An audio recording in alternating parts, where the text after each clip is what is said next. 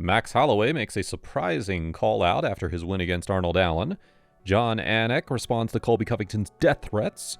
Amanda Nunes was bullied into accepting the Julianna Pena trilogy, and Daniel Cormier is concerned for Nate Diaz.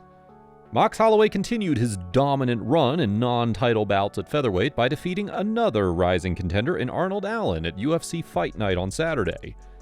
Allen had a lot of fight in him as he landed the harder shots for 5 rounds, but volume was the name of the game for Holloway, who outstruck his opponent and won by decision. The MMA community was full of praise for Holloway after his recent victory. Featherweight champion Alexander Volkanovski was among the first people to laud his 3-time opponent's performance. Quote, "Max showing great fight IQ and experience. High-level fight. Well done, lads." Boxing coach Teddy Atlas also praised the self-proclaimed best boxer in the UFC. Quote, "Holloway is like a maestro conducting an orchestra, controlling the rhythm." Aljamain Sterling believes Max Holloway is still that guy. After a big win against Allen, many thought Holloway would call for a 4th fight against Volkanovski, but when a journalist mentioned the Korean Zombie's name, Holloway was quick to show his willingness to fight the featherweight legend. Brother, Korean Zombie, that's the only guys from the, that is the only guy in my time with the older guys that didn't get to fight. I would love that fight. There's a fight in my agent's freaking country, Australia, coming up, and when is it? Australia's supposed to be happening sometime. Australia's supposed to be happening sometime. We don't know when. And if Korean Zombie wants it, he can get it. He can get it. So you want to fight him in a I would love to fight. That's one of the guys I've been growing up and watching. I'm kind of tripping out how we didn't fight yet. How did we not fight? You know, and if that's one of the guys, then that's one of the guys. I'd love to fight. Despite an impressive showing against Arnold Allen, Holloway will have to win one more time to earn a 4th shot at Alex Volkanovski, especially after having lost to him 3 times. In that case, a fight against the Korean Zombie makes a lot of sense. Elsewhere in Kansas City, Clay Guida trolled everyone when he took his gloves off after losing to Rafa Garcia and was approached by Daniel Cormier for an octagon interview. Guida started his speech as though he was going to hang up his gloves, but then said he wasn't done and proceeded to wish his mother a happy birthday. Since losers don't get interviewed in the cage after fights, Guida tricked the UFC broadcasters into interviewing him just so he could wish his mother her big day. Now, while MMA fans had a good laugh about it, Dana White was pissed off. That pissed me off, actually, to be honest with you. Yeah, no, that pissed me off. You know, I like him. He's a nice guy. But you're faking your retirement so you can say happy birthday to somebody? Yeah, we're running a live event here. You know what I mean? It's just, yeah, no, I was not happy about that. Yeah, no, yeah, that was not good. Mm-hmm. Colby Covington was vehemently condemned by the MMA community after he threatened to kill the UFC's most beloved analyst, Jon Anik.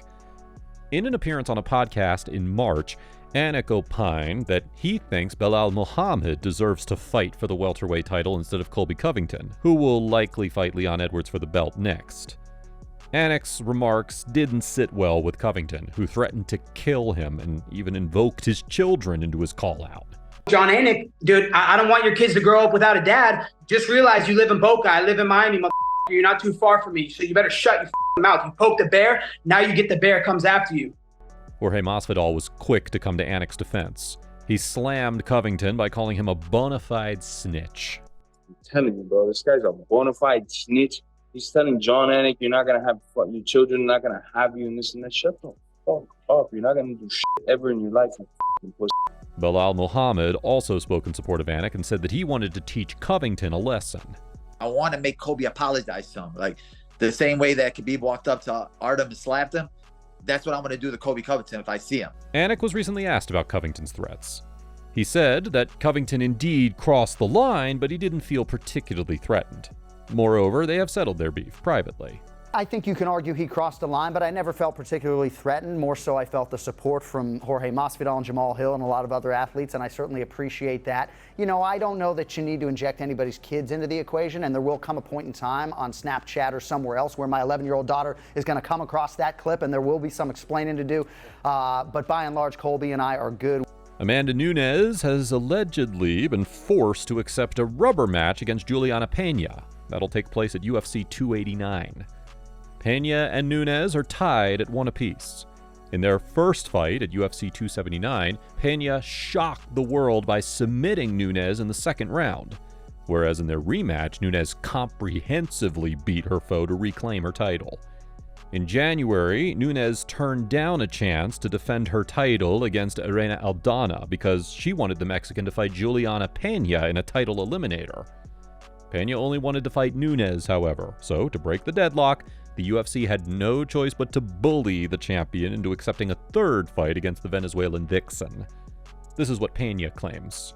She said that I had to go fight Irene in order to fight for the belt against her again, fight and win against Irene. But I don't know how Irene comes up in this conversation at all. We're 1-1. This is the biggest women's mixed martial arts fight in history. It's a trilogy fight. It's a Rocky story. They said that if she didn't fight against me, that she would be stripped. And so she had no choice but to fight me. She doesn't want to fight me. They told me she doesn't want to fight me, and she's being forced to fight me because this is the only fight that makes sense. Now, Amanda Nunes denies the allegations. According to the GOAT, Irene Aldana was definitely an option, but she never said no to a fight against Pena. She'd fight anyone the UFC puts in front of her. Did you believe at any point that you could be fighting Irene, for example? A lot of people had talked about her as a contender. I did. I thought it's going to be her. And everything changed, and Julianna, and then I was okay with it too. No matter whatever UFC show me, the opponents, I'm going to, be happy to defend my belt. Who do you think will win the bantamweight title trilogy between Amanda Nunes and Julianna Pena at UFC 289? Daniel Cormier believes Nate Diaz has to be very careful against Jake Paul in their boxing match, which is scheduled for August. Diaz will make his professional boxing debut against Paul.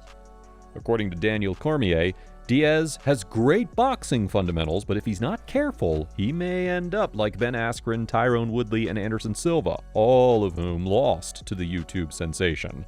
Nate can be hit, and this guy's going to be bigger than Nate. This guy's going to be fighting in a rule set that benefits him. This guy is going to be difficult. It's going to be a very tough fight for Diaz just because he has to be so aware. That being said, Cormier believes there are ways in which Diaz can win the fight. Although Paul is a very good boxer with a significant amount of power in his hands, his cardio is suspect. On the other hand, Diaz has cardio for days, and if he's able to survive the early onslaught, Cormier thinks he can outbox Paul and become the first MMA fighter to beat him. Now, can Diaz outbox him?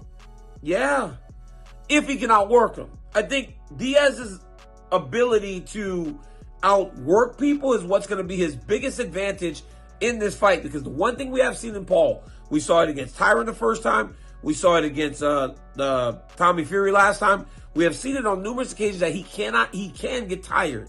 Diaz parted ways with the UFC this past September after fighting out his contract with a win over Tony Ferguson. However, he recently revealed that he'd be open to a move back to the promotion if an interesting opportunity comes his way, something like a trilogy with Conor McGregor. Will Nate Diaz be the first MMA fighter to hand Jake Paul a loss? Give us your thoughts on today's stories in the comments section. If you liked our video, please show us some love by subscribing and turning on the notifications so that you can get notified the next time we upload one. Thanks a lot for watching, and we'll see you next time.